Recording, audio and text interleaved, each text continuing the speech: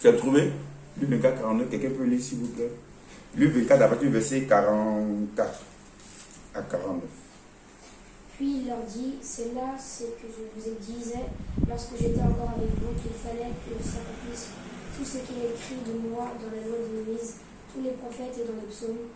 Alors il leur ouvrit l'esprit afin qu'ils comprissent des Écritures. Il leur dit, ainsi il est écrit que le Christ souffrirait et qu'il ressusciterait des morts le troisième jour, et que la repentance et le pardon des péchés seraient prêchés en son nom à toutes les nations, à commencer par Jérusalem. Amen, on va s'arrêter là d'abord. Donc Jésus-Christ se révèle à ses disciples physiquement et commence à quoi? À leur enseigner les Écritures. Depuis la loi de Moïse, en passant par les psaumes jusqu'aux prophètes. Les choses qui le concernaient. Gloire à Dieu. Les choses qui le concernaient. C'est-à-dire dans l'Ancien Testament, il y a des choses qui ne concernent pas Christ. Donc les choses qui le concernaient. C'est pourquoi dans la Bible, lorsque tu lis, tu ne peux pas tout pour toi. Si Jésus-Christ lui-même a fait la part des choses, comme ma femme a déjà prêché dessus, donc ce n'est pas toi qui vas tout prendre pour toi-même. On dit il a pris dedans les choses qui le concernaient. Gloire à Dieu. Donc il va l'enseigner. La Bible déclare qu'il va leur ouvrir l'esprit. Comment on ouvre l'esprit des gens? Comment Jésus a ouvert l'esprit des gens? Jésus a ouvert l'esprit de ses disciples en faisant quoi? En leur donnant l'enseignement à partir de l'Ancien Testament. Ce qu'on appelle nous l'Ancien Testament. Donc de Genèse à l'Ancien Testament, de Genèse à Malachie. Donc il va prendre les livres de l'Ancien Testament, commençant par les livres de Moïse. Moïse écrit 5 livres: Genèse, Exode, Lévitique, Nombre, Deutéronome, les psaumes et puis les prophètes, les choses qui le concernent. Donc en faisant cela, la Bible déclare qu'il va leur donc ouvrir les Écritures. Donc c'est quand du moins il va leur ouvrir l'esprit. Donc c'est quand on prend les Écritures dans son ensemble pour parler de Christ que notre esprit s'ouvre. Gloire à Dieu. Donc après avoir ouvert l'esprit de ses disciples, ensuite il va leur dire ceci. Tu peux continuer maintenant à partir du verset 48. Vous êtes témoins de ces choses, et voici j'enverrai sur vous ce que mon Père a promis, mais vous restez dans vous jusqu'à ce que vous soyez revêtus de la puissance d'en haut. Amen. Jusqu'à ce que vous soyez revêtus de la puissance d'en haut. Une chose que j'aimerais que vous puissiez comprendre, c'est quoi? La chose que j'aimerais que vous puissiez comprendre, c'est que ce qu'on vient de lire, ce n'est pas en 5 minutes que cela s'est passé. C'est en 40 jours que cela s'est passé. On va prendre Actes chapitre 1, verset 3. Acte 1, verset 3. Pour corroborer ce que je suis en train de dire. Acte 1, verset 3. Après Luc, Jean, après Jean, Acte des apôtres. Acte chapitre 1. Le premier verset 3. Celui qui a trouvé fait la lecture. Zora. Après qu'il eut souffert, il leur apparut vivant. Il leur donna plusieurs preuves, se montrant à eux pendant 40 jours, et parlant des choses qui concernent le royaume de Dieu. Donc on dit Jésus va se révéler à eux, et Jésus va leur parler pendant combien de jours? 40 jours, des choses qui concernent le royaume de Dieu. Donc ce qu'on a lu tout à l'heure dans Luc 24, ce n'est pas quelque chose qui s'est passé en 5 minutes. C'est le résumé de tout ce que Jésus leur a dit en 40 jours, en ce qui concerne le royaume de Dieu, qui sera donc résumé ici. Gloire à Dieu. On va dans Matthieu chapitre 28. Matthieu chapitre 28. On va lire les différentes versions en ce qui concerne cet épisode pour mieux éclairer notre esprit. Matthieu 28. On va lire à partir du verset 16. Les 11 disciples allèrent en Galilée sur la montagne que Jésus leur avait désignée. Quand ils virent, ils se prosternèrent devant lui, mais quelques-uns eurent des doutes. Jésus s'étant approché, leur parla ainsi: tout pouvoir m'a été donné dans le ciel et sur la terre. Allez, faites de toutes les nations des disciples, les baptisant au nom du Père, du Fils et du Saint-Esprit, et enseignez-leur à observer tout ce que je vous ai prescrit. Et voici, je suis avec vous tous les jours. Et voici, je suis avec vous tous les jours jusqu'à la fin du monde. Ça, c'est le compte rendu de Matthieu par rapport à tout ce qui s'est passé pendant 40 jours. Tout à l'heure, on a lu quoi? Le compte rendu de Luc par rapport à ce qui s'est passé. Souvent, les chrétiens se posent la question de savoir, mais pourquoi ce que Matthieu a dit est différent de ce que Marc a dit? Pourquoi ce que Marc a dit est différent de ce que Luc a dit? Simplement parce qu'ils ont fait un résumé, ils ont donné ce qu'on appelle les grandes lignes de tout ce que Jésus a enseigné. Est-ce que vous suivez bien? Ils vont donner les grandes lignes de tout ce que Jésus a enseigné. On va lire maintenant dans Marc chapitre 16. Marc chapitre 16, à partir du verset 15.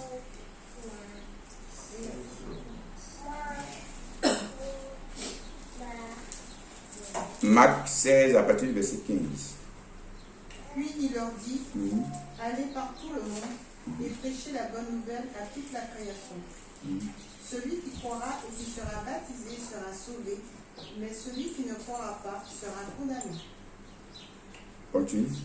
Voici les miracles qui accompagneront ceux qui ont cru.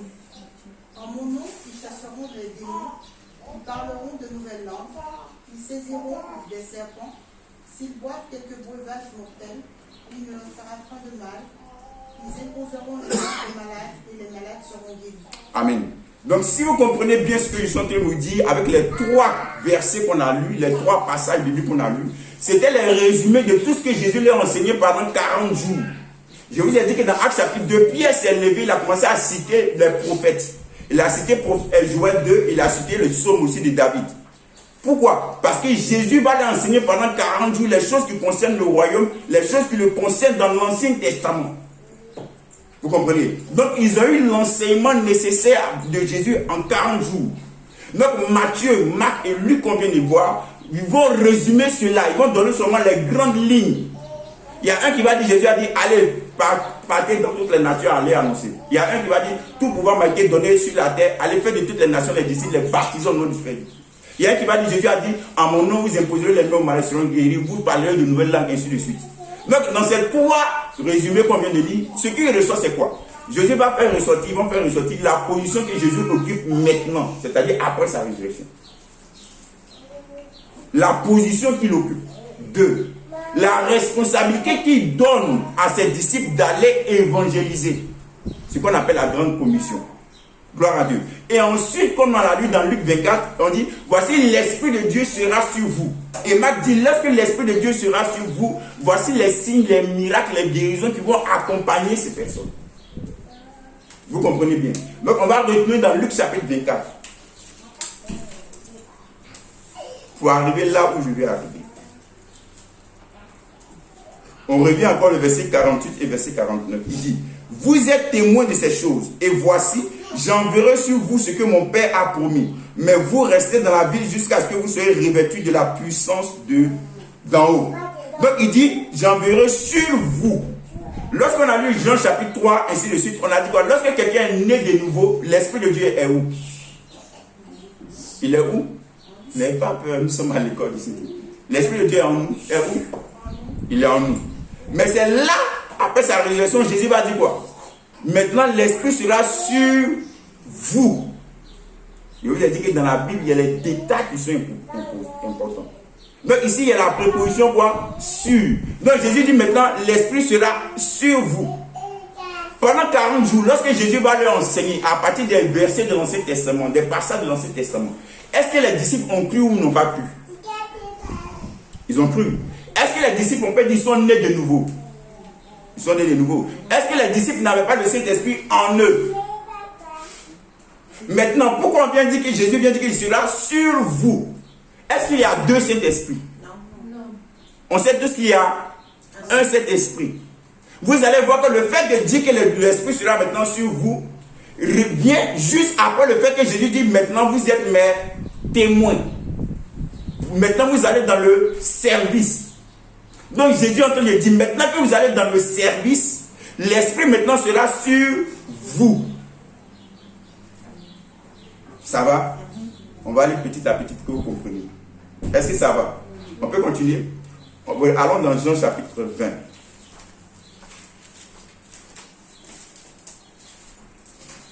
Jean chapitre 20. C'est le même compte rendu après la résurrection de Jésus qu'il trouve ses disciples. On va dire à partir du verset 19. Voici les témoignages de Jean lorsque les Juifs envoyèrent de Jérusalem. Non, Jean chapitre 20, à partir du verset 19. Le soir de ce jour qui était le premier de la semaine, les portes du lieu où se trouvaient les disciples étant fermées à cause de la crainte qu'ils avaient des Juifs. Jésus vint se présenta au milieu d'eux et leur dit, la paix soit avec vous. Et quand il leur dit cela, il leur montra ses mains et son côté. Les disciples furent dans la joie en voyant le Seigneur. Jésus leur dit de nouveau, la paix soit avec vous. Comme le Père m'a envoyé, moi aussi je vous envoie. Après cela, il souffla sur eux et leur dit, recevez le Saint-Esprit. Ceux à qui vous pardonnerez les péchés, ils leur seront pardonnés. Et ceux à qui vous les retiendrez, ils leur seront retenus. Donc voilà Jean maintenant qui donne le compte rendu de ce qui s'est passé après la résurrection de Christ. Vous suivez? Là maintenant Jean m'a dit, Jésus a fait quoi? Il va souffler sur eux pour dire, recevez le Saint-Esprit. Lorsqu'on lit ce passage en français, il nous semble que Jésus est venu devant ses disciples à faire. Est-ce que vous comprenez? Le mot souffler dans le grec, c'est emphusao. Emphusao, ce mot est utilisé une seule fois dans toute la Bible. Et cela ne veut pas dire, c'est ranimer l'esprit des gens avec une parole de l'extérieur. Pour vous maintenant qui avez lu maintenant tout ce qu'on a dit tout à l'heure, Matthieu, Marc et Luc, quel est le passage de ces trois évangiles qui explique bien ce que Jésus a fait ici?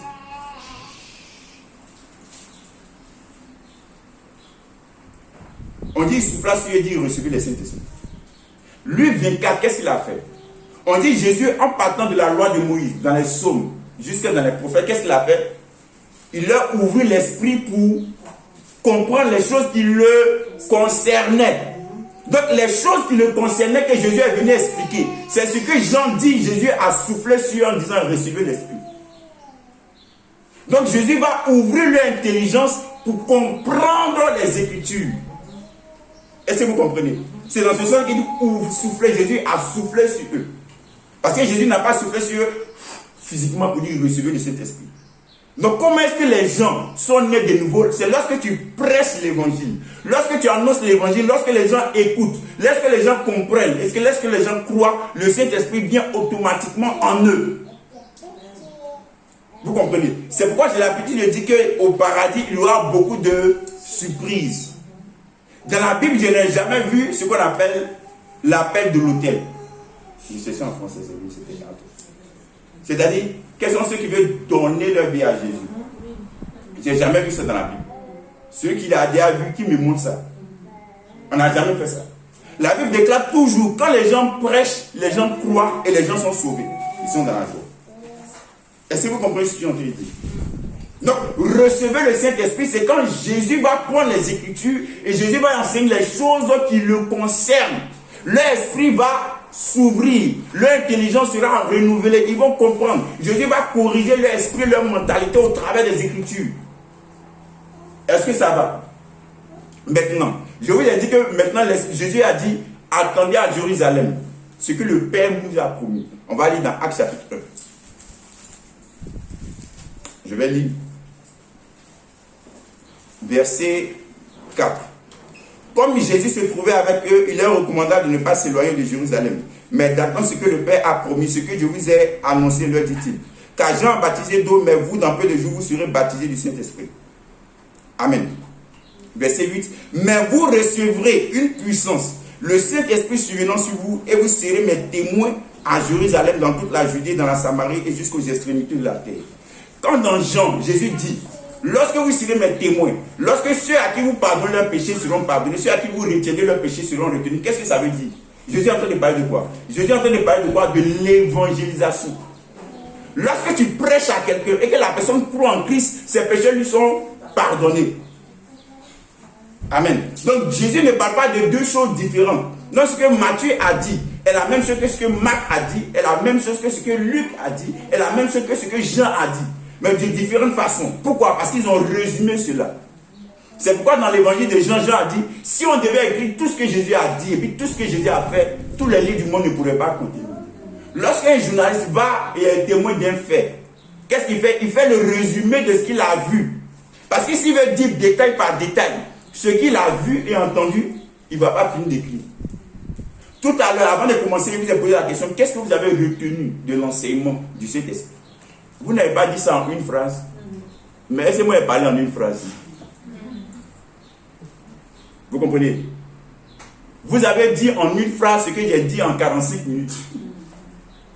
Vous comprenez? Donc lorsqu'on rapporte des faits, on doit être concis, bref. Donc chacun va rapporter selon ce qu'il a marqué, selon ce qui a attiré son attention, selon ce qu'il a retenu. C'est-à-dire, si on sort d'ici, lorsque chacun va aller écrire dans son journal intime ce qui s'est passé ici, vous allez voir que si on comparait les différents rapports, ça ne serait pas semblable. Zora va dire des choses qui ont plus attiré son attention. Aurélie va dire des choses qui ont plus attiré son attention. Mais c'est la même situation que les deux vont rapporter.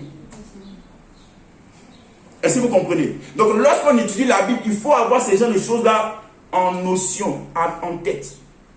Pour ne pas soi-même se mettre dans la confusion. Est-ce que ça va? Donc Jésus a dit, vous recevez une puissance, le Saint-Esprit sur vous. Comme dans Luc 4. Il dit, ce que le Père vous a promis sera maintenant sur vous. Pourquoi? Parce que c'est votre responsabilité maintenant d'aller prêcher l'évangile. Est-ce que ça va? On avance. On va prendre maintenant Actes chapitre 2. Le Saint-Esprit maintenant descend.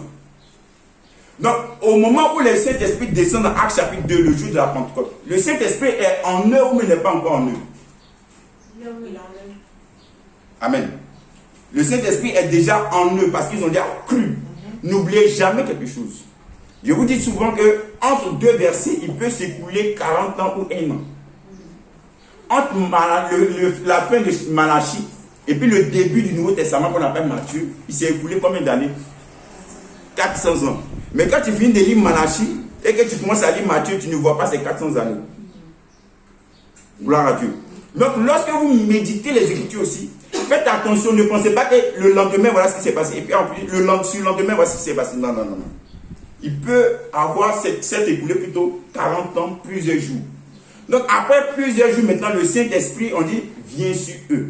Il commence à faire quoi? À parler en langue. Vous suivez? Il commence à parler en langue. On va voir Actes chapitre 2, ce que Pierre va dire à ceux qui sont venus les écouter.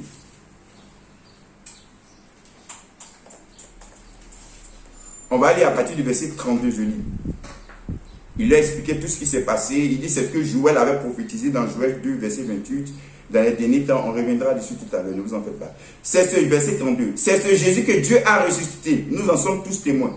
Élevé par la droite de Dieu, il a reçu du Père le Saint-Esprit qui avait été promis. Et il a répondu comme vous le voyez et l'entendez.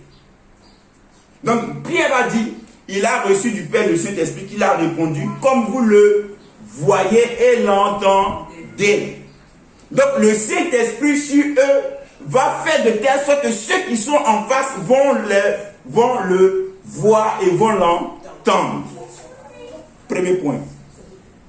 Est-ce que ça va? Ok. On va dans Actes chapitre 8. Ça sera encore plus clair pour vous. Actes chapitre 8. On dit, Philippe plutôt arrive dans la ville de Samarie. Il commence à prêcher. On va lire le verset 5 déjà. Acte 8, verset 5. Tu peux lire Acte 8, verset 5 seulement. Philippe, étant descendu dans la ville de Samarie, il prêcha le Christ. Lisez maintenant le verset 12.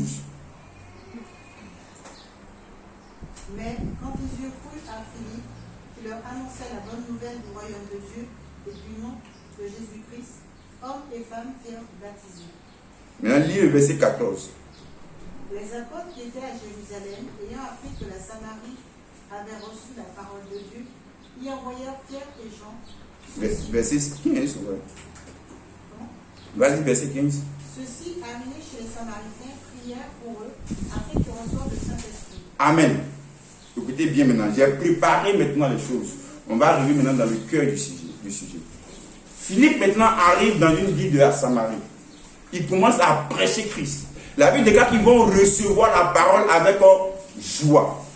Après cela, les apôtres qui sont à Jérusalem vont entendre que les Samaritains ont reçu la parole avec joie. Ils vont envoyer Pierre et Jean. Pierre et Jean vont venir, vont voir que les gens n'avaient pas encore reçu le Saint-Esprit. Qu'est-ce qu'ils vont faire? Ils vont leur imposer les mains pour qu'ils fassent quoi? Pour qu'ils puissent recevoir le Saint-Esprit. Est-ce que vous comprenez? Question. ceux qui étaient en Samarie, qui ont entendu Philippe prêcher Christ et qui ont cru en Philippe, ils avaient déjà l'esprit ou ils n'avaient pas déjà le Saint-Esprit en eux? Mais pourquoi on dit les apôtres viennent maintenant leur imposer les mains pour qu'ils reçoivent le Saint-Esprit? Lorsqu'on lit en français les versets 14 et 15, on voit le même verbe recevoir. On dit ils ont reçu la parole de Dieu. Verset 15, pour recevoir le Saint-Esprit. Dans la version King James, donc la version Louis II et autres, cela ne va pas nous dire quelque chose. Pourquoi? Parce que c'est le même mot. Mais en grec, ce n'est pas le même mot. En grec, le premier recevoir, c'est dékomai. C'est accepter quelqu'un. Accueillir quelqu'un avec bienveillance, avec joie. Amen. Maintenant, le deuxième mot recevoir, c'est lambano. Lambano, c'est saisir quelque chose par la main qui est disponible. Gloire à Dieu. Donc, la première fois qu'ils ont reçu la parole de Dieu, donc ils sont nés de nouveau. Le Saint-Esprit est venu vivre en eux. Gloire à Dieu. Mais comment les apôtres ont su qu'ils n'avaient pas reçu le Saint-Esprit? C'est parce qu'ils ne parlaient pas en langue. Ils ne prophétisaient pas. Donc les apôtres vont venir pour leur imposer les mains pour qu'ils puissent recevoir le parler en langue et pour qu'ils puissent prophétiser. On va lire le verset qui suit, regardez. Verset 16, voilà. Car ils n'étaient encore descendus sur aucun d'eux, parlant du Saint-Esprit. Ils avaient seulement été baptisés au nom du Seigneur Jésus. Verset 17. Alors Pierre et Jean leur imposaient les mains et ils reçurent le Saint-Esprit. Lorsque Simon vit que le Saint-Esprit était donné par l'imposition des mains des apôtres, ça on parle maintenant de Simon le magicien, pas l'apôtre, Simon le magicien. Lorsque Simon vit que le Saint-Esprit était donné par l'imposition des mains des apôtres, il leur offrit de l'argent en disant, accordez-moi aussi ce pouvoir afin que celui à qui j'imposerai les mains reçoive le Saint-Esprit. Mais Pierre lui dit, que ton argent périsse avec toi, puisque tu as cru que le don de Dieu s'acquérait à prix d'argent. Dis Amen. Le don de Dieu ne s'acquiert pas à prix d'argent. Dis Amen. C'est gratuit. Verset 21. Il n'y a pour toi ni part, ni lot dans cette affaire, car ton cœur n'est pas droit devant Dieu. Il n'y a pour toi ni part, ni lot dans cette affaire. Ça veut rien dire encore en français. Le mot affaire. Mais en grec, c'est quoi? C'est logos. Le mot affaire en grec, c'est logos. On dit il n'y a ni part, ni lot pour toi dans cette parole. Donc, comment est-ce que Simon a vu que les gens avaient reçu le Saint-Esprit? C'est parce qu'ils ont parlé. Comment les gens ont su que les apôtres, à Actes chapitre 2, ont reçu le Saint-Esprit? Parce qu'ils les ont entendus parler en d'autres langues. Est-ce que vous comprenez? Comment on sait que l'Esprit de Dieu est descendu sur quelqu'un? Parce que la personne a parlé. Donc recevoir le Saint-Esprit ou que l'Esprit du Seigneur est sur toi ne veut rien dire que c'est une démonstration que tu fais que le Saint-Esprit fait au travers de toi, que les gens voient ou entendent. Est-ce que vous comprenez? Ce n'est pas que c'est maintenant que tu as reçu le Saint-Esprit. Non, tu as déjà le Saint-Esprit en toi. C'est pourquoi vous allez voir dans les épîtres, ils ne vont plus parler de l'Esprit du Seigneur est sur nous. Ou bien on va recevoir le Saint-Esprit. Dans les épîtres, on dira soyez remplis du Saint-Esprit. C'est la même chose. Lorsque quelqu'un est rempli du Saint-Esprit, il y a une action qui suit. La personne dit quelque chose. La personne fait quelque chose. C'est pourquoi dans l'Ancien Testament, nous avons dit l'Esprit du Seigneur est venu sur Élisée et Élisée a commencé à faire ceci, a commencé à faire cela. C'est pas que les gens voient l'Esprit de Dieu sur l'autre. Non, non, non, non. Moi, je ne peux pas voir l'Esprit de Dieu sur Madame Bouton. Je ne peux pas voir. Mais lorsqu'elle va poser un acte, lorsqu'elle va prophétiser, lorsqu'elle va parler en langue, je vais dire, ah, elle a reçu l'Esprit de Dieu. Ou bien l'Esprit de Dieu est sur elle. Ou bien elle est remplie du Saint-Esprit.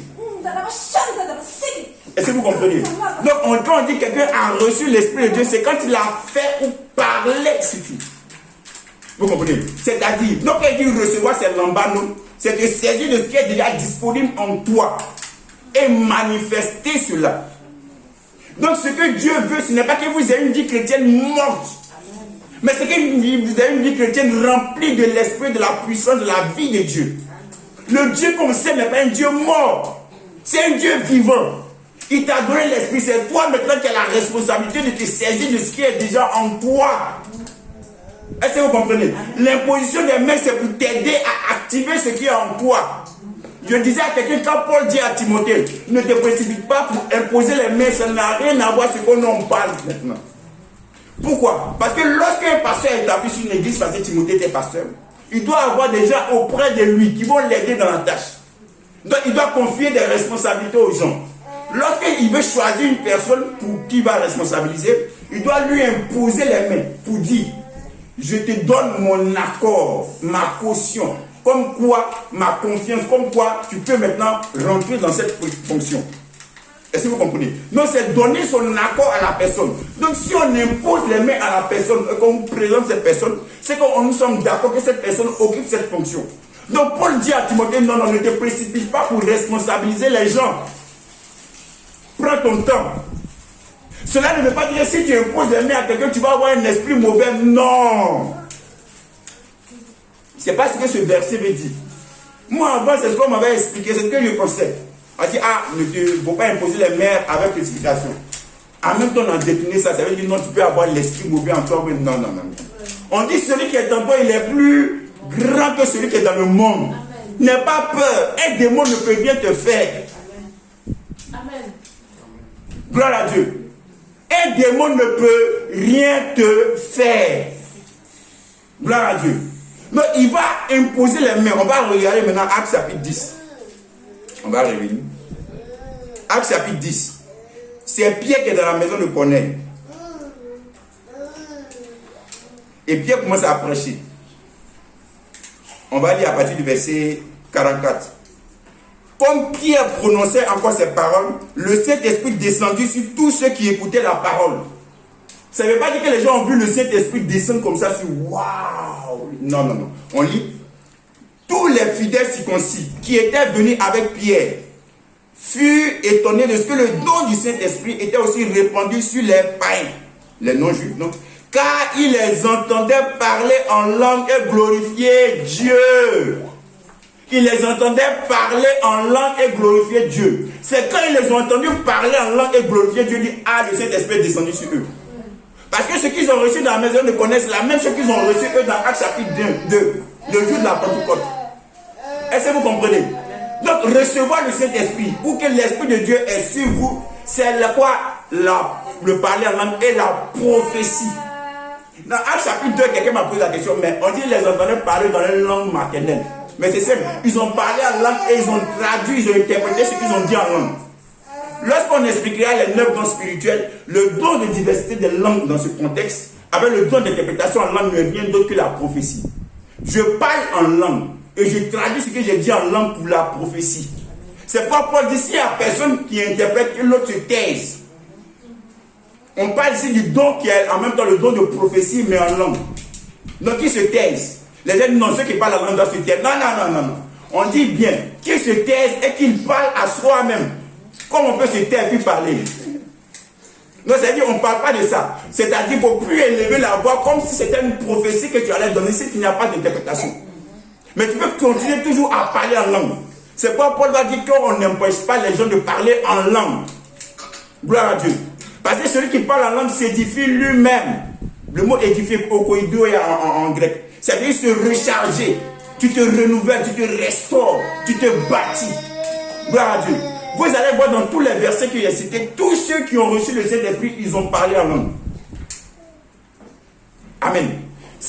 Regardez Actes chapitre 10. Corneille venait à peine d'être sauvé.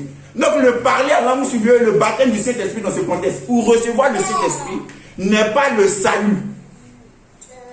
C'est pourquoi Pierre va dire dans Actes chapitre 2, voici l'Esprit de Dieu va descendre sur nous, et vos fils et vos filles prophétiseront.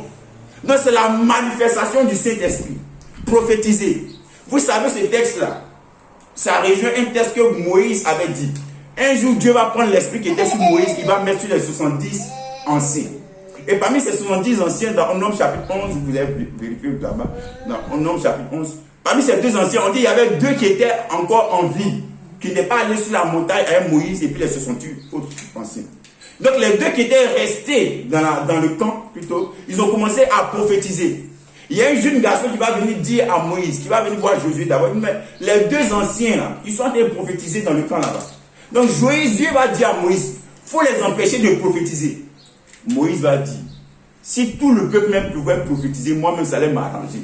Je traduis ça dans mon langage. Que Dieu veuille que tout le peuple soit prophète. Cette parole de Moïse qui était comme une promesse, Dieu va l'accomplir dans Actes chapitre 2, dans la nouvelle alliance. C'est-à-dire dans la nouvelle alliance, chaque enfant de Dieu a la capacité de prophétiser. Dis Amen. Ce n'est pas réservé à une élite. Ce n'est pas réservé à une certaine catégorie d'élus. Tu peux aussi prophétiser. Amen. On dit à Actes chapitre 8, ils ont prophétisé. Actes chapitre 10, ils ont prophétisé. Actes chapitre 2, ils ont prophétisé. Dans Actes chapitre 19 aussi, ils ont prophétisé. Comme le temps est parti, c'est pour ça. Donc tous ceux-là, ils ont été remplis du Saint-Esprit, ils ont parlé à langue, ils ont prophétisé. Ce n'est pas réservé seulement une catégorie, une classe de personnes. Les pasteurs, les hommes de Dieu. Tu peux prophétiser. C'est pourquoi ma femme a prêché la dernière fois que c'est toi qui es ton propre prophète.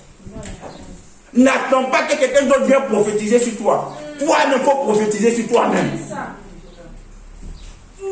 Une fois, l'Esprit de Dieu m'a dit, la personne qui priera plus pour toi-même, c'est toi-même. La personne qui va prophétiser sur toi, c'est d'abord toi-même. N'attends pas de l'extérieur ce que tu as déjà à l'intérieur de toi. Gloire à Dieu. Donc, ils ont commencé à prophétiser, ils ont commencé à parler en langue. Ce que je veux que tu comprennes, c'est que tu as déjà le Saint-Esprit en toi. Tu n'as pas besoin d'attendre encore une autre expérience. La seule chose que tu dois faire, c'est d'ouvrir la bouche et de parler. À chaque fois, on dit les gens ouvraient la bouche et parlaient. C'est la seule chose que tu as à faire. On n'a pas besoin de te donner un enseignement particulier pour ça. Voici comment tu dois dire. Ribababa, robobobo. Non. Le Saint-Esprit est déjà en toi. Il faut seulement ouvrir la bouche et commencer à parler en langue. La dernière fois, je me rappelle, la petite soeur, ma femme, elle est venue me voir, elle a rencontré un jeune homme dans le train. Et le jeune homme dans le train a commencé à lui parler de ce que c'est que lui parler en langue. Il lui a demandé ce que tu parles en langue. C'est quoi lui parler en langue? Un peu comme les chrétiens qu'on a vus. Il dit, mais on n'a jamais entendu parler d'un Saint-Esprit, et puis tu dis que le Saint-Esprit existe. Et quand on a commencé à parler, donc le jeune lui a expliqué, lui a parlé. Elle était troublée. Elle est venue me voir. Qu'est-ce qu'il en est par rapport à ça? Il lui a dit, mais c'est simple, tout le monde a droit à ça. Une fois que tu es né de nouveau, le Saint-Esprit vient en toi. C'est à toi maintenant de l'embano, de te saisir de ce qui est disponible pour toi, en ouvrant simplement la bouche. N'aie pas peur. Elle dit, ah bon, il est d'accord. Il dit, bon, si tu veux, je t'impose les mains. Je lui ai imposé les mains, elle a commencé à parler. Donc, on ne peut pas aussi se saisir de quelque chose dont on n'a pas l'information. Le but de l'enseignement, comme je vous l'ai dit, c'est toujours de vous donner l'information. Ce que vous avez, dont vous ignorez souvent. Est-ce que vous comprenez? Donc, le parler en langue, c'est l'une des choses les plus merveilleuses qui existent pour le chrétien. Vous ne pouvez pas vous imaginer. C'est pourquoi Paul va dire, je parle en langue plus que vous tous. Il parlait de l'église de Corinthe. Et l'église de Corinthe, selon l'histoire, il y avait beaucoup de personnes. Parce que Paul a duré, c'est l'une des villes où Paul a le plus duré là-bas. Donc vous avez l'Esprit de Dieu en vous. Paul dit, je parle la langue plus que vous tous. Est-ce que vous comprenez? Donc recevoir le Saint-Esprit ou l'Esprit de Dieu est sur vous, ce n'est pas une nouvelle expérience. Ce n'est pas le fait de recevoir encore le Saint-Esprit. Tu as déjà le Saint-Esprit en toi. C'est une démonstration que tu fais de ce qui est en toi. Par la parole ou par un acte. Vous allez voir, on dit Paul rempli du Saint-Esprit a commencé à dire ceci. Les disciples, dans Actes chapitre 4, on dit remplis du Saint-Esprit, ils ont commencé à prêcher avec assurance, avec audace. Gloire à Dieu. Donc tu as déjà le Saint-Esprit en toi. Ne sois pas troublé. Tu as déjà le Saint-Esprit en toi parce que tu es né de nouveau, parce que tu as cru en Jésus-Christ. Maintenant, c'est à toi maintenant de te saisir de ce qui est en toi. Le Saint-Esprit, en guillemets, est trop endormi en toi. La capacité en toi est trop restée inactive. La puissance en toi est trop restée inactive. Elle a besoin de pouvoir se mouvoir, de pouvoir agir. C'est à toi de le faire, ce n'est pas quelqu'un d'autre. C'est ta responsabilité. C'est seulement d'ouvrir la bouche et d'être audacieux. Vous allez voir dans la vie, les gens les plus audacieux, ce sont ceux qui réussissent. Sois audacieux.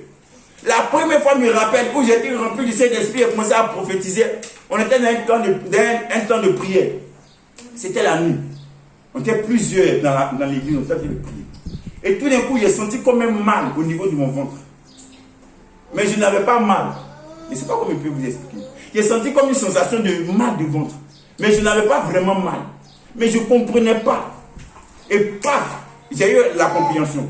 Et j'ai dit, il y a quelqu'un ici, tu as mal au ventre. Ça te fatigue. Depuis qu'on a commencé la prière, tu es embêté par rapport à cela. Viens, on va prier pour toi parce que Jésus veut te guérir. Là, il y a une dame qui a dit, c'est moi, depuis ça me fatigue. Tu sais qu'on est dans une atmosphère spirituelle. Là. Les gens souvent ont honte de dire certaines choses. Parce qu'on dit, non, tu manques de foi, tu manques de ceci, tu ne manques pas de foi. Gloire à Dieu. On n'est pas ici pour juger, pour condamner qui que ce soit. Gloire à Dieu. Donc on a prié pour elle, elle était guérie. On a continué le programme de prière jusqu'au matin. Parce que c'était une veille de prière. Gloire à Dieu. Mais c'est la première fois. Je pouvais me dire, ah, est-ce que c'est vrai même? Est-ce que ça là même, c'est pas mon imagination? Il faut laisser ton imagination en paix. Il faut aller. Tant que tu n'as pas osé, tu ne verras jamais rien. Il faut oser. Si tu n'oses pas, tu ne verras jamais rien. J'ai l'habitude de vous dire, la première fois où on m'a dit de prêcher, il dit, quoi? Moi j'ai prêché, moi j'ai enseigné. Mais non, c'est pas possible. Mais j'ai quand même fait le premier pas. Il faut faire le premier pas. Dieu attend que tu fasses le premier pas. Parce qu'il a déjà mis tout en toi. Dis Amen. Amen. Donc si tu es ici, le parler en langue fait partie de ton héritage en Christ. Tu n'as pas besoin de passer par des étapes de purification, de sanctification. La Bible déclare que tu es déjà sanctifié. Dis Amen. Il faut seulement que tu ouvres la bouche et que tu parles. Il faut seulement que tu ouvres la bouche et que tu prophétises. L'Esprit de Dieu m'a dit qu'il y a des gens qui vont prophétiser. Tu vas prophétiser. Tu vas expérimenter cela. Vous savez, je me rappelle le jour où Adine a fini de prêcher. On a senti une atmosphère et l'Esprit de Dieu est descendu. Maintenant, vous comprenez les thèmes, je peux m'exprimer ici. L'Esprit de Dieu est descendu sur nous. Il y a des gens qui n'avaient jamais prophétisé qui ont commencé à prophétiser. Il y a des gens qui n'avaient jamais entendu parler en langue qui ont commencé à parler en langue. Ils parlaient en langue seulement en secret. Mais ce jour-là, ils se sont dévoilés. Amen. Ils ont commencé à le faire. Parce que l'Esprit de Dieu était descendu. Quand l'Esprit de Dieu descend, sens-toi libre. N'aie pas honte. Ne te sens pas emprisonné. Ce que tu fais, ce n'est pas quelque chose de mauvais. C'est quelque chose de bon. C'est quelque chose d'édifiant. L'apôtre Paul dit, édifiez-vous les uns les autres. Si quelqu'un est tonti, si quelqu'un a une doctrine, si quelqu'un a une révélation. Pierre va dire, vos fils et vos filles prophétiseront. Donc on va prophétiser. Le don de prophétie est répandu. La promesse que Moïse avait s'est accomplie. Lorsque Christ est ressuscité, dit Amen. Et pour l'exercice, pour le dimanche, pour la prochaine fois, lorsque Pierre va citer la révélation ou le verset de Joël, il y aura deux différences. Lorsqu'il va citer ce que Joël a dit dans Joël 2, verset 28, vous allez voir qu'il y a deux différences. La première différence, c'est que, je vais le dire en même temps, c'est que Joël va dire, je répandrai mon esprit. Mais Pierre va dire, je répandrai de mon esprit. Première différence. La deuxième différence, Joël va dire, après ces jours-là. Mais Pierre lui va dire, dans les derniers jours. Amen. Donc dans les derniers jours, nous sommes dans les derniers jours, je vous ai déjà expliqué cela. Je répondrai de mon esprit, pas mon esprit. Parce qu'ils ont déjà l'esprit de Dieu avec eux, en eux. Maintenant, ils vont se servir de l'esprit de Dieu qui est en eux. Ils vont profiter de ce que l'esprit de Dieu est en eux et puis pour agir. Donc ils vont prendre de ce qui est en eux et puis ils vont manifester cela. Donc je répondrai de mon esprit. Donc tu as déjà le Saint-Esprit en toi. À toi maintenant de te servir de l'esprit de Dieu. De te saisir plutôt de l'esprit de Dieu qui est en toi pour agir, pour parler. Il ne faudrait pas que tu aies honte, que tu te sentes libre. Il faut qu'aujourd'hui tu ouvres la bouche et que tu parles. Il faut que tu ouvres la bouche et que tu déclares, que tu dises des choses, que tu laisses l'esprit de Dieu qui est en toi exprimer ce qui est en toi. La Bible déclare qu'ils ouvraient leur bouche et ils se mirent à parler. Il faut que tu parles. L'Esprit de Dieu veut que tu parles. L'Esprit de Dieu veut se mouvoir au travers de toi. L'Esprit de Dieu veut se reposer sur toi. Maintenant que tu as compris cela, qu'il n'y a pas d'occasion exceptionnelle par rapport au fait que tu dois être rempli du Saint-Esprit, c'est toi qui dois simplement ouvrir la bouche et te saisir de ce qui est déjà en toi. Tu vas te saisir de cela. On va prier. Tu vas parler. Vous savez, mon jumeau spirituel, lorsqu'il était rempli du Saint-Esprit, il avait entre 11 et 12 ans. Il avait entre 11 et 12 ans.